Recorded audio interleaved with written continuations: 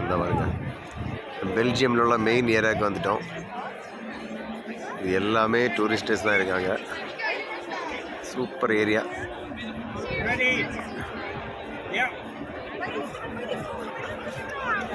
இங்கேயும் அதுபோல தான். இங்கே பாருங்க, எல்லாம் ஃபேமிலியாக இருந்து தண்ணி அடிக்கிறாங்க, ஒரு பிரச்சனையும் இல்லை.